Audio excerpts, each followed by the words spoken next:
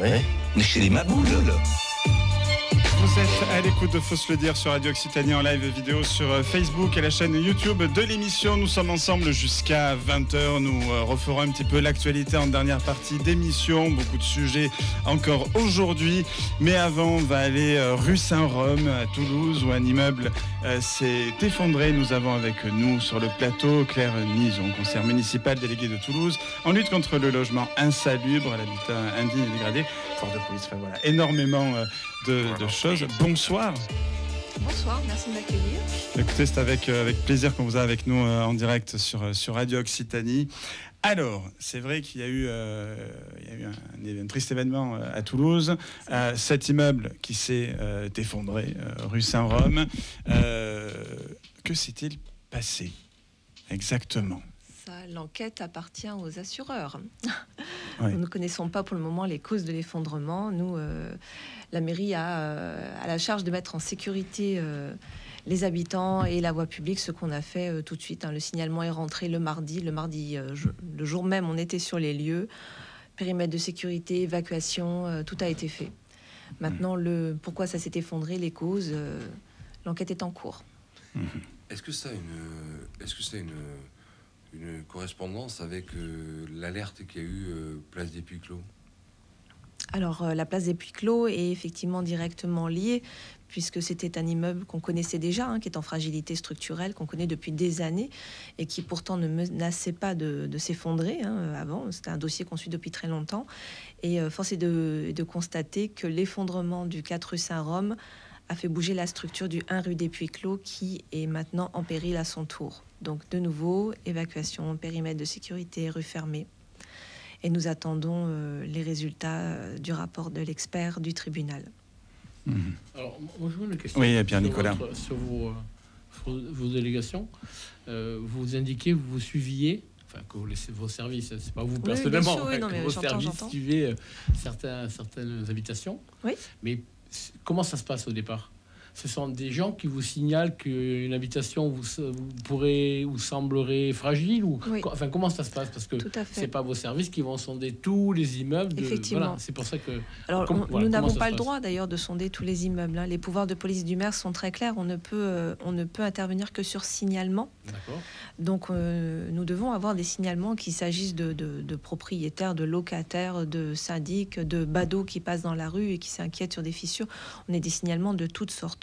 Le signalement déclenche une visite de nos experts en sécurité bâtimentaire et en fonction de ce qu'on découvre à la visite, soit les fissures ne sont pas préoccupantes, parce qu'on peut avoir des fissures chez soi sans qu'elles soient préoccupantes, soit cela demande des expertises plus poussées que l'on fait. On travaille également avec un bureau d'études avec qui on a un marché public à la mairie qui engage sa responsabilité sur ces expertises qui sont intervenues là d'ailleurs sur ces deux adresses, les 3 adresses même que nous avons en cours en ce moment. Et c'est en fonction des résultats de leur expertise qu'on va préconiser des mesures de mise en sécurité ou même imposer des mesures de mise en sécurité. Donc en clair, et c'est vraiment pas pour vous absoudre ou vous condamner, mais si un jour une habitation s'effondre sans qu'on vous l'ait signalé auparavant, personne ne peut être tenu responsable en fait. Ah bah pas la mairie dans tous les cas. Non, mais c'est bien parce que c'est pour répondre à certains... Oui. D'ailleurs, nous aurons Antoine Maurice la semaine prochaine qui va venir aussi, l'opposition bien évidemment. Il faut être clair sur les responsabilités de chacun. Il s'agit de bâtis privés. Voilà, oui, non, mais c'est pour ça que je le rappelle très volontiers. Vous n'avez pas passé au scanner toutes les habitations. Non, on n'a pas le droit de le faire déjà. En plus, vous n'avez pas le droit. Voilà, donc ça ne fait pas partie de nos dispositions à la mairie.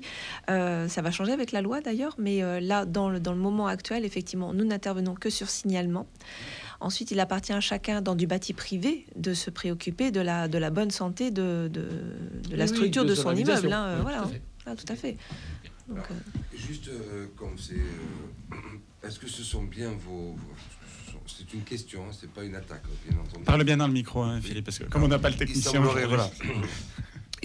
J'ai cru entendre dire qu'à partir de maintenant, toute volonté d'abattre une cloison serait soumise à demande d'autorisation. J'imagine que est-ce que c'est bien vrai? Et est-ce que, parce que des fois, comme on le disait tout à l'heure, les médias relayent des fois des fake news, tout au moins des fois des informations parcellaires. Alors, est-ce que c'est bien cela et est-ce que c'est bien de vos services que cela émane ou Enfin, parce que là, pour le coup, ce que je pense que Pierre voulait aussi demander, c'est que en tant que citoyen, on se pose pas souvent ce genre de questions jusqu'au moment où ça arrive. On a été un peu sensibilisé quand ça s'est passé à Marseille, parce que tout d'un coup, on a vu le drame qui s'est passé, mais c'est vrai qu'à Toulouse, c'est assez rare. Donc, est-ce que j'ai entendu dire que effectivement, maintenant, si on va abattre une cloison, il faudra demander et c'est peut-être très très bien, c'est pas ça, une autorisation préalable, c'est cela? Alors là, vous faites référence à ce qu'on appelle chez nous le PSMV. Le PSMV, c'est le plan de sauvegarde et de mise en valeur. Alors, c'est un document d'urbanisme, donc il ne dépend pas de ma délégation, parce que je ne travaille pas à l'urbanisme, mais je peux vous en toucher un mot, puisqu'effectivement, monsieur le maire a quand même fait une conférence de presse la semaine dernière où il a pu aborder ce sujet-là. Donc, le plan de sauvegarde et de mise en valeur, c'est un document sur lequel le service de l'urbanisme travaille depuis 2015 et qui rentrera en vigueur mi-2025 normalement. On tient d'ailleurs une nouvelle conférence de presse ce lundi pour en parler plus précisément. C'est un document qui s'attache précisément au centre historique de Toulouse, ce qu'on appelle chez nous le SPR, le site patrimonial remarquable. Donc grosso modo, c'est l'intérieur des grands boulevards et c'est tout le centre historique. C'est le plus grand de France, il fait 256 hectares. Par exemple, pour ce qui me concerne moi dans mes délégations, les campagnes de raballement de façade obligatoires concernent essentiellement ce secteur-là. Donc le PSMV, effectivement, va pouvoir imposer de nouvelles dispositions quant à la préservation de certaines qualités architecturales à l'intérieur des bâtis. Mais ce qui est déjà le cas aujourd'hui, quand vous habitez le centre historique de Toulouse, vous ne pouvez pas normalement toucher à l'intérieur de l'immeuble sans avoir d'autorisation d'urbanisme. Là, les règles vont être encore plus strictes. C'est un document qui est effectivement, évidemment, travaillé avec les ABF, les architectes des bâtiments de France, et qui sera donc exprimé plus en détail lundi à la conférence de presse. Alors, excusez-moi, même si, oui, Pierre Nicolas. Même si le bâtiment n'est pas sous protection des bâtiments de France? Oui, tout à fait, dès l'instant qu'il est dans le périmètre secteur des... Oui, c'est ça, bon, dans le site patrimonial remarquable. Il faut que j'y fasse attention, parce que moi, j'habite dans le centre... Non, mais... Moi, je suis un banlieusard. Pour la machine à laver. C'est trop tard, je l'ai touché avant. Ah. Il faut savoir que sur les vieilles structures, des murs qui ne sont pas porteurs sur le plan le deviennent avec le temps. Bah, c'est ça, surtout. Tout est porteur, en fait. Voilà. Non, mais c'est vrai que le fait des cloisons qui ne sont pas à l'origine, en fait, c'est simplement que le bâti s'équilibre sur tout. Exactement, voilà. Et je fais le lien avec du coup ma délégation sur la sécurité bâtimentaire, où on peut avoir effectivement des signalements qui sont généralement dus à des travaux intérieurs, des retraits de cloisons qui n'apparaissaient pas porteuses et qui pour autant vont faire bouger les planchers, les portes et fragiliser la structure. Martin, une autre question Oui. par rapport à l'avenir justement de ce lieu, de ce bâtiment qui s'est effondré. Quelle est la suite de la procédure? Donc là, il y a une enquête en cours par l'expert du tribunal. Quelle est la suite? Pour en parler. Alors non, on ne peut pas en parler puisque justement l'enquête est en cours. Oui, tant qu'il y a l'enquête. Ensuite, là, ce qu'on est en train de faire actuellement, nous, parce qu'il y a quand même encore un périmètre de sécurité. Là, on parle du 4 rue Saint-Romain, parce que je ne voudrais pas mélanger l'expert du tribunal. Il travaille essentiellement sur le 1 rue des Puy-Clos. Donc voilà. Donc là, ce qu'on fait nous sur le 4 rue Saint-Romain pour le moment, c'est qu'on consolide l'immeuble d'à côté qui tient la tour de Certa. Oui, qui est aussi menace de s'effondrer. Non, elle ne menace pas de s'effondrer, mais vu qu'elle avait quand même une stabilité qui s'appuyait aussi une partie sur l'immeuble effondré, même si là, tout paraît solide, c'est ceinture et bretelles. Là, on va la sécuriser d'autant plus. Quoi. Donc, on est encore en train de travailler là-dessus. Est-ce que cet immeuble-là faisait justement partie des immeubles qui avaient été signalés en tant que fragiles ou non? Pas du tout. D'accord. Pas du tout. Et d'ailleurs, de l'extérieur, il ne présentait aucune fissure de l'extérieur. D'accord. Comme quoi, un diagnostic visuel extérieur ne suffit vraiment pas. Quoi. Oui, c'est la vrai. question que j'ai posée tout à l'heure était vraiment innocente. En fait, elle n'est pas si innocente que ça. Je n'étais pas au courant. Moi, j'ai découvert aussi quand même. Hop. Oui, ça a été aussi une surprise générale qui s'effondre aussi rapidement. Il ne présentait pas visuellement à l'extérieur de fragilité. Alors, vous parliez tout à l'heure de changement dans la loi. Oui. Maintenant, la municipalité va avoir devoir ou obligation de... quel changement il y aura? Parce que si on a des immeubles qui s'effondrent par l'opération... Non, mais c'est par l'opération de Saint-Esprit et sans que personne ne le voit. Oui, bien sûr, parce que c'est des immeubles vieillissants, parce que les murs bougent de toute façon. Il y a actuellement un projet de loi qui est relatif à l'accélération et à la simplification de la rénovation de l'habitat dégradé. Oui.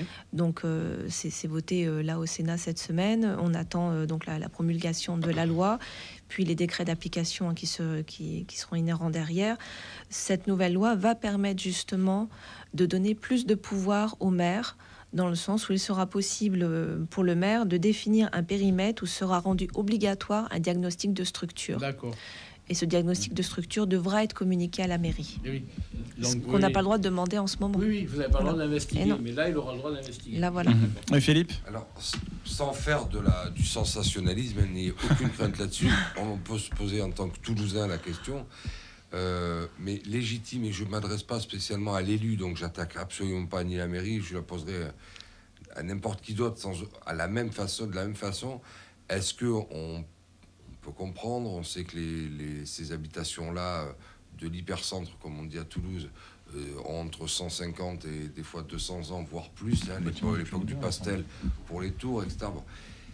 Est-ce qu'on peut craindre, malgré tout, pas forcément rue Saint-Rome, mais dans l'ensemble de l'hypercentre, est-ce que on peut craindre ce genre, malheureusement, d'effondrement? C'est pas pour dire attention, sortez tous maintenant, rendez-vous place du Cap, tout s'écroule. Non, mais on peut se poser la question, est-ce que c'est la vétusté, la vieillesse du bâtiment, plus que sa vétusté? Est-ce que c'est normal? Est-ce que c'est normal? Vous comprenez ce que je veux dire? On sent bien qu'il n'y a pas quelqu'un avec une masse qui est arrivé contre le mur, qui a tout cassé. Est-ce que on peut craindre dans l'absolu, quelle que soit la majorité? C'est ça que je veux dire. C'est pas la vôtre. C'est pas une question politique. On est entièrement d'accord. La C'est pour ville, ça elle a que son histoire, peu importe. Je me permets de poser cette question parce qu'on peut se dire, est-ce que c'est le début, c'est un premier... voilà, est-ce qu'il y en a d'autres en ville sans que vous ne disiez où c'est, mais on peut demander si effectivement c'est le début du commencement d'un process. Ouais, pour vous répondre plus largement, Toulouse est une vieille ville, on a un centre historique, tout comme Marseille, Lille, Bordeaux, Nantes. On a effectivement un cœur historique. Quand il y a eu ces malheureux incidents qui se sont produits à Marseille, on a eu un pic de signalement à Toulouse, parce que les gens se sont inquiétés, évidemment. C'était quelque chose d'extraordinaire, qui a fait peur à beaucoup de monde, et dramatique, en plus dramatique pour eux, parce que nous, pas de morts, pas de blessés à Toulouse, mais Marseille n'a pas eu cette chance-là. Donc les gens, effectivement, ont commencé à regarder leur cage d'escalier, leurs fissures, leurs fenêtres, si les portes fermaient bien. Et oui, suite à Marseille, il y a eu un pic de signalement, et tant mieux d'ailleurs, ça voulait dire que les gens prenaient conscience qu'il fallait qu'ils regardent davantage leurs murs. Sur Allo Toulouse. De la même façon que là, on s'est attendu à un pic de signalement suite à l'effondrement du 4 rue Saint-Rome. On a renforcé le plateau téléphonique d'Allo Toulouse.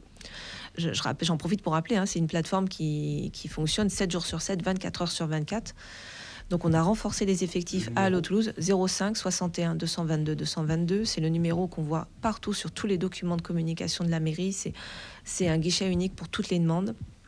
Et c'est vraiment un plateau formidable. On a des effectifs, franchement, les signalements sont traités immédiatement, quoi. Donc oui, on a eu un pic de signalement. Et je dirais, tant mieux qu'on ait eu un pic de signalement. Ça veut dire que les gens ont commencé à se dire, bah oui, tiens, cette fissure-là qui m'inquiétait pas depuis longtemps, est-ce qu'elle s'est agrandie? Est-ce que je dois m'en inquiéter? Ma porte qui frotte par terre, mon balcon que je trouvais un peu bancal et je trouvais que c'était pas normal. Donc oui, on a eu un pic de signalement.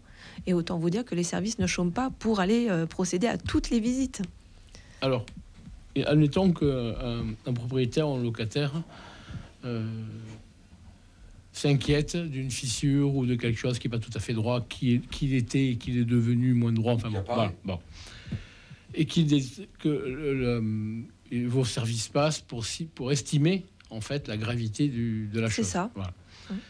Et que des travaux inhérents doivent être faits pour consolider. Est-ce qu'il y a, ou consolider, ou refaire, je ne suis pas de la partie, je travaille dans le tourisme, donc bon. Est-ce qu'il y a des aides de l'État? Est-ce qu'il y a des aides? Parce que je me présume que quand il y a des fissures, c'est que vraiment les faits sont graves, et surtout s'ils sont estimés graves par la commission, vos services. Comment ça se passe pour les travaux? Est-ce qu'il y a des aides de l'État? Est-ce qu'il y a des aides de la région, du département, de la municipalité? Ben oui, parce que... Ou est-ce tout à la... Ou est-ce que c'est tout à la charge du propriétaire? pour connaître C'est- comment ça C'est se passe. c'est- Faire, c'est à la charge du propriétaire. Ah ouais, Quand vous putain. avez des fissures chez vous ou D'accord. une infiltration dans votre toiture, c'est à vous de réparer. D'accord, Vous non, êtes non, chez c'est vous, une donc, question. voilà. Hein. Et justement- Parce que ça explique peut-être Après- aussi pourquoi certains propriétaires n'ont pas signalé. Ah mais tout à fait, Ouais, tout à Mais fait. oui, si t'as pas l'argent, d'accord. tu vas faire les travaux. Oui, c'est ce que j'allais dire. Comment ça se passe avec les syndicats de copropriété, justement? Alors, les syndics de gestion de copro, évidemment, sont en responsabilité puisque les propriétaires s'organisent pour mandater un syndic de gestion de copro pour justement prévoir les fonds nécessaires pour les futurs travaux, peu importe lesquels, hein, que ce soit une déficience de la chaufferie, la toiture, bon, voilà, comme dans toutes les copropriétés. Donc, évidemment, nous, nos interlocuteurs sont les syndics de gestion de copro.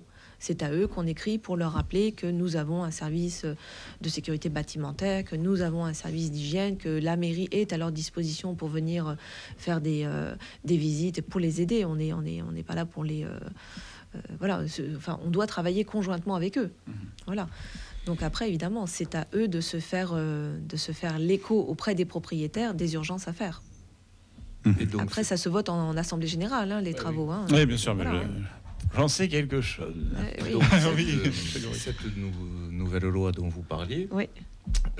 si j'ai bien compris, pourra permettre de contraindre les propriétaires à faire ces travaux, La loi... voire d'aller jusqu'à Alors, l'expropriation. non, c'est pas ça. La loi va nous permettre de définir un périmètre qui obligera les propriétaires à nous fournir un bilan structurel. D'accord. Oui, d'investiguer. D'investiguer, oui. Mhm. Ce qu'on ne peut pas leur imposer actuellement. En gros, on va essayer, je me permets Martin, t'en si je prie, comprends bien, ça permettra d'éviter que les propriétaires qui seraient indélicats dans le sens où ils essaieraient de cacher éventuellement des vices, puissent être non pas débusqués, mais au moins que les bâtiments puissent être débusqués plus facilement, c'est ça? Alors, je verrais plutôt en termes de sécurité, parce que Oui, cacher oui. des Je vis... pense des vices au c'est ça, sens quoi, oui. structurel, Oui. quoi, j'entends. Enfin, il s'agit de les mettre en sécurité et qu'ils prennent conscience que c'est à eux de se rendre compte de la santé du bâti, hein, de la cave au grenier. Donc, je dirais c'est un peu trop facile de pas s'en occuper. C'est pas pour autant qu'ils veulent cacher un vice. C'est Oui, non, juste qu'ils ne le c'était font pas pas dans spécialement. cet esprit-là, voilà. je disais, parce qu'ils veulent pas, parce qu'on parlait de sous, hein, à un moment donné, Bien ça sûr. a un coût, et si tu veux éviter, ben, tu passes sous les radars, ou en tout cas t'essaies, mais ça peut donner des drames tels que celui-là. C'est ça. L'idée, c'est de faire du préventif. Tout à fait. On est dans la prévention. Après voilà, on parle de drame, mais c'est vrai que voilà, l'immeuble a été évacué. Justement, il y avait même des comment ça s'appelle des piliers qui étaient mis exprès pour éviter que ça tombe, comme il y avait eu dans la rue en face de chez ma coiffeuse d'ailleurs, que j'embrasse. Au niveau du palais de justice, il y avait un immeuble aussi qui avait eu un Oui, souci. ça, je sais, c'était mon baptême, ça. Je venais d'arriver, là. Ah, ouais. Rue de la Fonderie, 2020, Rue de la en plein Fonderie. été. Ouais, je me rappelle, elle venait de s'installer. En plus, je crois qu'elle a eu l'immeuble, le Covid. Et je vois qu'il y a tout eu, la pauvre. Mais c'est vrai que voilà, il y a eu ça. Bon, là, moi, je suis né à Marseille. Donc, c'est vrai que quand il y a notamment une rue, même là où ça a pété, bon, là, c'était pas à cause du bâtiment, hein, mais c'est une rue que je connais, que ma mère connaît très bien aussi. Et c'est vrai qu'à Toulouse, au moins, on a pu éviter tout ça. Ça doit être une sacrée pression, non j'imagine, au quotidien. Oui, ben, surtout, on remercie le locataire qui nous a avisés, parce que sur la rue Saint-Rome, le locataire qui nous a fait le signalement comme quoi les portes ne fermaient plus depuis un certain temps et que voilà, il s'inquiétait. Donc, il a avisé son agence de gestion locative, il a avisé le syndic de gestion de copro. Après, ils verront ça entre eux. Mais quand il a avisé la mairie, nous, on a tout de suite dépêché un technicien sur place. Une porte qui ne ferme plus, c'est pas normal. Ça veut dire que la structure a bougé. Et la solution, c'est pas de raboter la porte. Ah bon, C'est ça. Voilà, Ça, c'est la étonnant. solution, C'est vrai c'est de que- voir c'est vrai pourquoi la adapter la structure, porte. On pourquoi pourrait la y penser. structure a Ouais. bougé et est-ce que c'est urgent d'évacuer les lieux ou pas. Là, en l'occurrence, ça l'était. Oui. Voilà, Et oui. donc on le remercie et je Oui. pense que tous ses voisins le remercient aussi d'avoir fait ce signalement à la Et mairie. est-ce qu'ils sont relogés, les gens, quand ils... Alors, Comment ça se passe encore une fois, on est sur du bien privé. Donc, Donc, c'est- quand non, mais on voilà. est locataire, on se tourne vers son propriétaire, on se tourne vers ses assurances. Mais oui, ils ont tous été relogés. Oui, Martin. Je pense que, on l'a dit, l'effondrement est relatif au domaine privé. Tout à fait. Mais je pense qu'il faut aussi mettre en avant le boulot de la mairie qui justement a tout mis en place Tout à pour fait. sécuriser le périmètre, et en tout cas mener les tâches qui devaient l'être pour amener justement ces expertises, etc. Oui. Mais il faut aussi revenir sur le domaine public et encore une fois mettre en avant le bon boulot de la mairie de Toulouse aujourd'hui, qui ne cesse de rénover des bâtiments qui commencent à être vétustes. On l'a dit, c'est une vieille ville historique, Oui. et qui les fait, et je pense qu'il faut le souligner, dans les règles de l'art. C'est-à-dire qu'on n'est pas à dénaturer la beauté de notre ville, complètement. comme il est fait parfois dans certaines villes. Et c'est très malheureux. Marseille, si jamais. Vous voyez, par exemple, Si jamais Marseille exemple. nous regarde. enfin, c'est vrai, on a gardé une certaine unité visuelle, en tout cas d'un plan d'urbanisme certain, et c'est très agréable de vivre dans cette ville-là. Je pense que tout le monde le ça, partage, c'est en clair. tout cas. Je Magnifique. suis entièrement d'accord. Et justement, on va peut-être après éclore le sujet. Je ne sais pas s'il y a encore des choses à raconter, justement, par rapport à cet immeuble, par rapport Je peux vous parler des ravalements de façade, puisque C'est ce que effectivement, c'est je justement mets le aussi, sujet aussi j'embellis la ville également. Exactement. Je et dois c'est- gérer les périls et merci de souligner l'efficacité de la mairie, puisque effectivement, ça se passe toujours en pleine nuit, forcément. il faut le mettre en Donc, avant à la parce que limite, là, c'est- tant mieux que ça se soit passé en pleine nuit. Mais on Et les jeunes remercie- aussi qui on sont passés dans la rue, remercie qui ont aussi, filmé, oui. qui ont filmé Vous là avez aussi. quelques grammes, c'était le jour du marathon. Ah, Ils avaient pas l'air très malins à courir sous les débris pour essayer de trouver Ils des gens n'étaient pas qui n'étaient dessous, pas. ils n'étaient pas dessous. Non, Enfin, non, on non, remercie ils les étaient pas pompiers dessous. aussi au passage. oui, les pompiers. On remercie aussi, voilà, Bien sûr. on a pu les accueillir en pleine nuit. On a ouvert un centre parce qu'ils étaient La tous police choqués, qui évidemment. surveille, Donc maintenant. les Ah les oui, plats chauds, faut les la mettre peine. à l'hôtel, voilà, la mise à l'abri à l'hôtel. Donc oui, on a fait tout le nécessaire. Alors justement, on parlait de la police, c'est Grégory qui est là, est policier. C'est vrai que les policiers, tu me faisais remarquer, Martin, c'est qu'ils sont sur place, donc aussi maintenant jour et nuit pour surveiller. Ils surveillent quoi exactement? Les périmètres de sécurité, Ouais, c'est-à-dire c'est que vraiment là, sur par la exemple, sécurité, là, d'accord. comme je vous l'ai dit, on a encore une nacelle là qui intervient pour la mise en sécurité de la tour de Certa, donc c'est un périmètre qui est encore Ouais, donc sécurisé, c'est- parce que faut s'il y a faire des choses attention. qui peuvent peut-être encore tomber, donc on sécurise de ce côté-là. De l'autre côté, sur la rue Perras, qui est fermée sur un bon tronçon à cause de cet immeuble en fragilité sur le 1 rue des Puy-Clos, évidemment, on a les services de la police municipale, on a également une société de sécurité privée qui est engagée pour s'assurer que personne ne passe le dispositif des barrières. J'ai une question pratique. Ouais, et après on Alors là, changera de sujet, justement, on Bien sûr, parlera de question pratique et purement ravalements. personnelle d'un côté feignant de ma part. Ah. Je suis étudiant à l'Institut catholique de Toulouse et vous voyez entre la rue des Pharaons et la rue de la Fonderie, Oui, je vois bien. il y a oui. une rue qui est toujours dont les bâtiments toujours étayés. Oui. Est-ce qu'on aura ou pas les partiels? Non. Est-ce qu'on peut faire sauter les partiels de Vous, cette vous avez, oui, c'est rue des, Bien rue des Exactement. Potiroux. Et elle est fermée, effectivement. Justement, quel est l'avenir pour ce bâtiment-là? Donc ça relève du domaine privé, si j'ai bien C'est ça. compris. Donc, Toujours. il faut attendre à la charge du propriétaire, que le propriétaire décide de faire quelque chose. Là, C'est pour le ça. moment, effectivement, on a cet immeuble en fragilité rue des Potiroux. Alors, c'est vraiment une petite ruelle, Oui, bien c'est sûr. pas un axe majeur de circulation. Donc, effectivement, pour le moment, elle est fermée. Il y a des étaides posées. Et comme je vous l'ai déjà dit, c'est un bien privé. Donc, ça prendra le temps qu'il faudra au Et la propriétaire municipalité pour ne faire les dispose travaux. quoi. d'aucune prérogative justement restrictive pour encourager ou restreindre le propriétaire à faire les travaux. On est en discussion, on est en relance permanente de savoir où en sont les procédures de travaux. Nous, notre prérogative, comme vous le dites, c'est la mise en sécurité. Donc cet immeuble n'est pas habité. Parce que les seules choses pour l'instant que je vois sur les étais et les blocs de béton, c'est qu'il y a de plus en plus de tags, ça c'est sûr. Oui. Mais les choses n'ont pas. Bah, il vaut mieux qu'ils taguent les étais plutôt que les murs qu'on vient de refaire. Donc, Oui, donc, C'est vrai, c'est vrai. on préfère ça. Non, justement, on va parler des choses positives juste après ce jingle que je vais lancer depuis ici. C'est assez incroyable. Garnison est avec nous sur Radio Occitanie, en live vidéo également, en simultané sur Facebook et la chaîne YouTube de l'émission. Je vous invite à vous y abonner, c'est important, c'est bien, et puis à commenter et à partager, bien entendu. Et puis vous aurez tous les replays, toutes les interviews découpées tout au long de la semaine, voilà, avec en plus le rendez-vous du mardi, le rendez-vous du mercredi, voilà. Et, Ça s'étoffe. Ça s'étoffe, ça prend de l'ampleur cette émission et j'en suis content. Ravalement de façade, c'est vrai que Toulouse, je le dis toujours, c'est un gros village harmonieux. Alors justement, au niveau des ravalements de façade, il y a des nouveautés, il y a pas mal. Je vais aller voir votre Facebook. Pas mal de nouveautés. Ça ravale, exactement.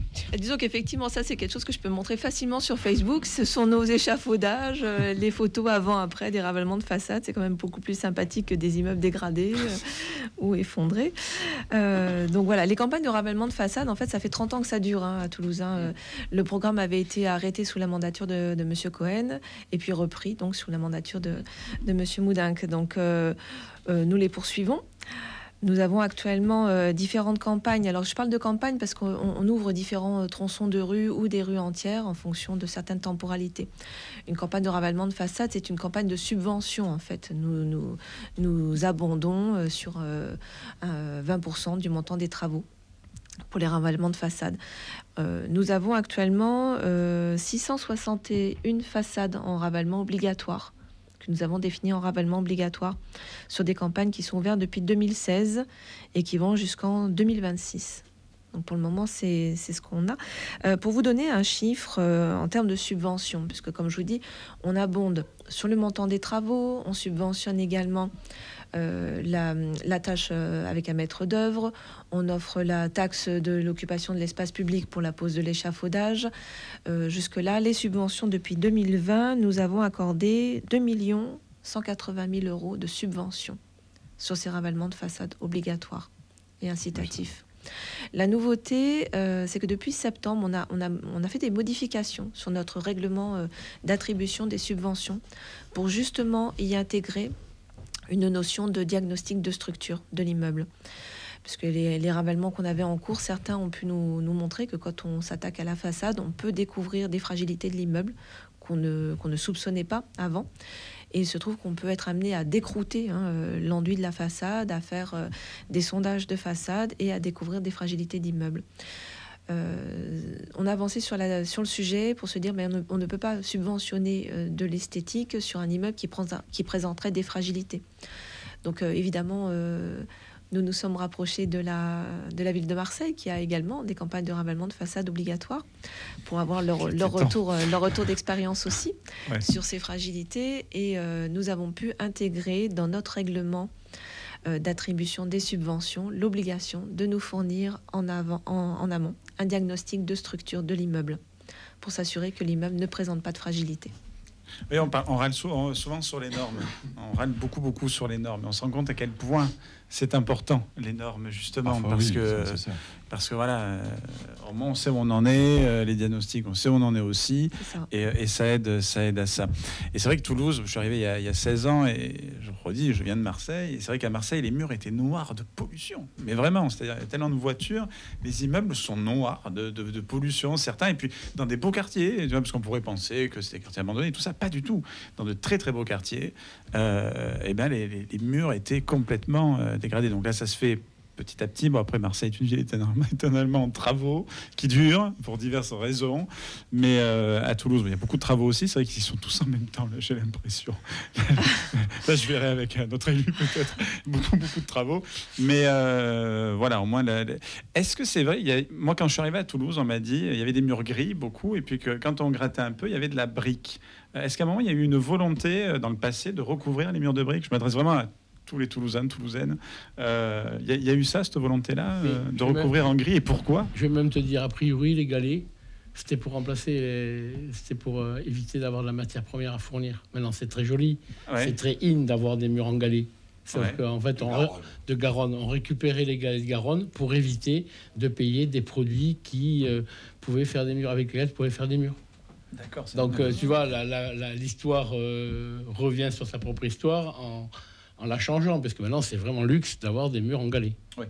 Et donc, je pense qu'à l'époque, quand on recouvrait la brique rose, parce qu'en fait, on la recouvrait d'enduit, mais c'est comme Alsace quand tu as des ardoises sur les murs, sur les immeubles. Ouais. Les immeubles haussmanniens, là, ont de l'ardoise. Donc en fait, il neige pas tant que ça quand même à Toulouse, même à l'époque. Donc voilà, tu recouvrais pour que ça soit luxe. D'accord. Je savais pas. Alors, il y a eu beaucoup d'histoires sur l'architecture de Toulouse. Toulouse, la ville rose, qui est un terme marketing, quand même, il faut s'en souvenir. Parce que les briques sont oranges. Ou déjà, les briques sont plutôt oranges. Mais bon, voilà, Toulouse n'a pas toujours été pleine de briques apparentes. Dans la construction, beaucoup. Il y a quand même une époque où, effectivement, les murs étaient réenduits et beaucoup en blanc ou en gris clair pour des questions de luminosité. Justement pour éclaircir des ruelles qui étaient étroites et sombres. Donc il y avait un impact de santé en fait. On cherchait à amener la lumière dans les ruelles. Et puis il y a eu une vague aussi où on a retiré les enduits sans remettre des enduits de protection sur les briques. Et on s'est retrouvé avec des immeubles avec des briques à nu, mais qui sont pour autant des briques de construction, qui ne sont pas des briques qui sont vouées à être apparentes. Donc du coup, elles ne sont pas spécialement faites pour supporter les intempéries avec le temps. Ça met l'immeuble en fragilité et on est amené à les réenduire d'une autre façon. Donc non, il n'y a pas de volonté aujourd'hui de refaire de Toulouse une ville blanche ou grise dans tous les cas, mais il est vrai que on peut être amené à refaire des enduits sur des murs qui étaient en briques apparentes. Pour autant, il faut se souvenir que cette brique-là n'était pas vouée à être apparente. Voilà. Je conteste pas. On va apprendre tous les jours. Non, mais c'est... Je savais pas. Oui, c'est vrai. Ouais. Et quand on regarde la rue Saint-Rome, juste avant que l'immeuble s'effondre, justement, l'immeuble qui s'est effondré, j'ai souvenir qu'il faisait tâche d'ailleurs cette rue-là, parce que c'était l'un des seuls qui était. Alors je sais pas s'il était enduit. Il était enduit, oui, tout à fait, oui. Et ça faisait bizarre d'avoir un bâtiment gris en plein milieu d'une rue où toutes les habitations, tous les immeubles sont en briques orange. Alors après, ce qu'il faut voir, c'est que sur les décisions, des techniques pour les ravalements de façade, nous travaillons étroitement avec les architectes des bâtiments de France, en fait. Tout ce qui touche à l'extérieur, nous sommes obligés, c'est leur travail aussi de nous donner leurs directives, d'autant plus que, je vous le rappelle, on est dans le centre historique. Donc on a cette couche supplémentaire avec notre fameux plan de sauvegarde et de mise en valeur du patrimoine qui s'applique. Donc tout est passé au crible avec les architectes des bâtiments de France, que ce soit les matériaux, les techniques, les joints, les menuiseries, les ferronneries, voilà, tout est passé au crible quand on lance un programme de ravalement de façade.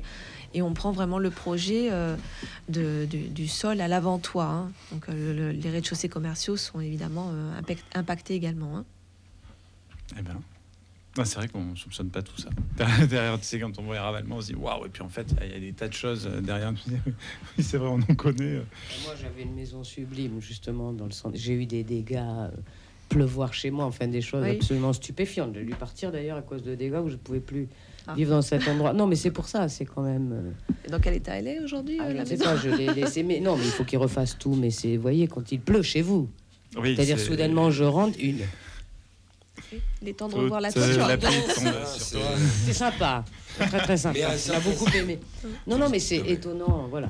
Et justement, quelqu'un qui n'a pas fait les travaux requis et où tu te prends un truc et ça part vite en plus. Tout est en même temps. Bien sûr, oui. Dès l'instant où vous avez des infiltrations, c'est la structure qui est impactée, c'est votre façade qui peut être impactée. C'est oui. Donc là, de grands projets quand même à Toulouse. Je ne dévoile pas, mais vous allez vous coûter cher, madame. Oui, ça va vous coûter. Nos subventions, non.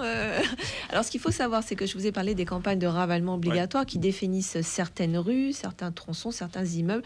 Toutes les adresses sont disponibles sur le site de la mairie de Toulouse, sur la catégorie des ravalements de façade. Mais tout ce qui est le centre historique, tout ce qui est à l'intérieur des grands boulevards, donc le site patrimonial remarquable dont on parlait tout à l'heure, tous les propriétaires peuvent faire le ravalement de façade et bénéficier d'une subvention de la mairie sur une démarche incitative. Et ce, jusqu'en 2026, vous n'êtes pas en ravalement de campagne, en ravalement de façade obligatoire. Vous habitez à l'intérieur de ce centre historique. Vous pouvez choisir de ravaler la façade et de demander une subvention à la mairie. Et après, ce sera obligatoire. Pas forcément. Là, je pense qu'on en a beaucoup déjà en obligatoire. On en a quelque chose, comme je vous ai dit, 660 façades en ravalement obligatoire en ce moment. Donc voilà, ça fait beaucoup. Les services ne chôment pas. C'est pour ça que oui, vous voyez beaucoup d'échafaudages dans le centre. On n'arrête pas de me le dire. Je publie très volontiers les photos des échafaudages pour vous montrer que votre ville change, que notre c'est de la prévention. Et pas que. Alors, comme la médecine chinoise. Là, c'est de l'esthétique aussi. Moi, je beaucoup, vais juste voilà. parler rue Alsace il y a 40 ans. Ça fait vieux con, mais j'y peux rien, c'est comme ça. À partir de 83, sous l'ère Baudis, Dominique Baudis. Non, mais justement, tu parlais des rues noires. La rue Alsace était particulièrement.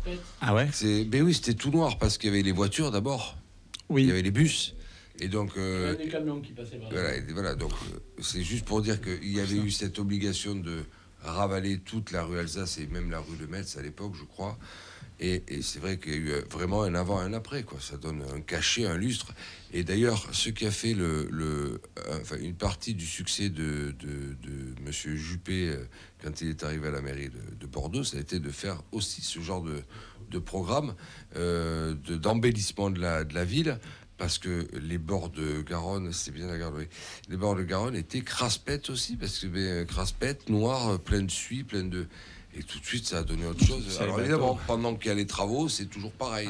C'est affreux, parce que tu peux plus aller d'un point à un autre. Mais après, ça donne... Après, c'est joli. Oui, c'est clair. Énorme. Voilà. Donc, c'est juste pour donner un autre... voilà.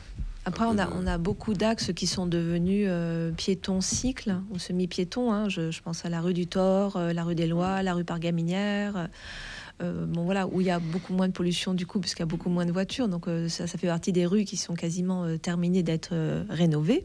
Hein, rue du Thor, rue des Lois, rue Pargaminière, la rue Gambetta. J'ai 3 échafaudages en cours en ce moment, rue Gambetta. Bon, voilà. Donc il y aura moins de pollution dans tous les cas. Mais c'est vrai que ça donne un lustre, un cachet. Oui. Comme quoi, il suffit pas de faire des grands mots sur les plateaux télé, sur l'écologie. Il suffit simplement d'un peu de bon sens et de mettre les points là où ils doivent être mettre. Ça, c'est pas l'écologie, ça. On aura justement, pour parler écologie, on aura Antoine Maurice la semaine prochaine. Ouais, juste de la voiture, donc ça en fait partie. Dans les villes. Alors on va pas aborder le sujet parce que je pense que ça pourrait piquer. Ma voiture a tout à fait sa alors, place en ville. Si on va aborder, hein. On va aborder Franco. Doucement, parce qu'après on doit traiter l'actualité. Mais ça va être rapide. Oui. Ça va être rapide. C'est un peu comme Taubira tout à l'heure. En fait, quand moi j'étais sur une liste, hein, et puis on nous accusait d'être des ayatollahs verts. Bizarrement, putain, la plupart des trucs qu'on avait soumis sont repris par l'actuelle majorité municipale. C'est dingue. Mais c'est pas la question. Le pont Saint-Pierre. Voilà. Qu'est-ce qu'on n'a pas entendu sur le pont Saint-Pierre quand on proposait qu'il soit plus roulant? Qu'est-ce qu'on n'a pas entendu quand on proposait que certaines rues soient plus roulantes? Je dis ça, je dis rien. Il est plus roulant, le pont Saint-Pierre? Je dis simplement. Quand nous, on a proposé ce que Moudinque réalise maintenant, qu'est-ce qu'on n'a pas entendu à l'époque?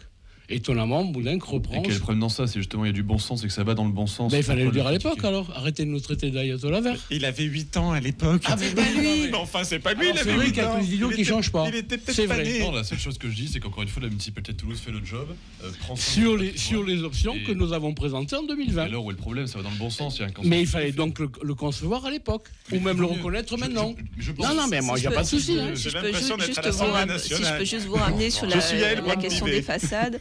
Oui, il y a des axes qui étaient routiers comme la rue des Lois. Oui, mais voilà, mais moi je vous ramène sur les façades oui, du coup c'est parce les que façades. c'est inhérent à la pollution. Donc voilà, effectivement, il était essentiel pour le tourisme aussi de faire ces axes entre Capitole et Saint-Cernin, rue des Lois, rue du Thor. Bon voilà, c'est voilà.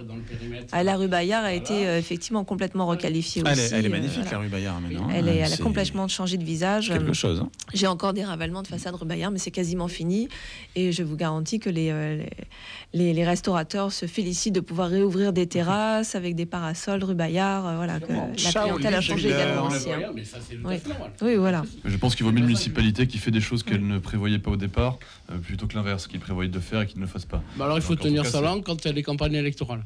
Ah ben ça se tient une langue, il n'y a pas trop la mec. Je redis bien, Mais il faut donc tenir sa langue quand il y a des campagnes électorales. Je lâcherai pas, Martin. Il avait 8 ans. Voilà.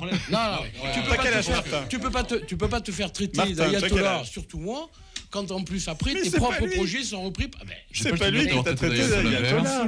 Il souligne le caractère écologique de la mairie. Je dis oui, sauf qu'à l'époque, il fallait voir ce qu'on a entendu sur le dos. Le caractère écologique de la mairie, je dis simplement que c'est des solutions de bon sens et qu'il faut simplement arrêter de parler d'écologie.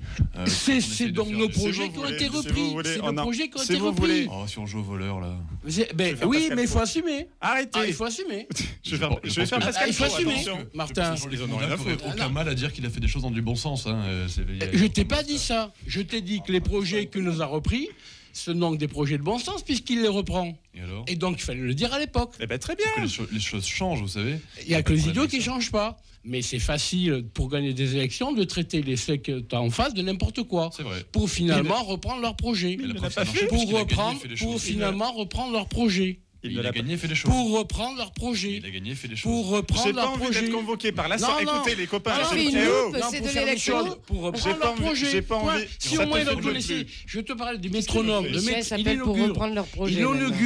Il inaugure le métronome en pensant que c'est son projet. Non, c'est Cohen qui le met en place. Bon, Monsieur Cohen. Moi, j'aime pas qu'on dise que les noms de famille. Moi, j'aime bien qu'on dise Monsieur Moudinque, Monsieur Cohen, Monsieur. Alexandre. Oui, Monsieur Moudinque. Monsieur Cohen, Monsieur Cohen avait prévu une transformation du centre-ville qui a été totalement repris par Monsieur Moudinque. Alors, il aurait dû faire abstraction de ça. Est-ce que je peux finir Allez, rapidement, parce qu'après, je vais parler de l'actualité. Je trouve très intelligent que Monsieur Moudinque soit inscrit dans la pérennité du projet de Monsieur Cohen. Oui. Bien, est-ce que tu as souvent entendu M. Moudinque reconnaître que c'était commencé sur M. Cohen? Parce que c'est de la politique, c'est pas... Ah, mais et qu'est-ce que tu fais? Et qu'est-ce que tu fais?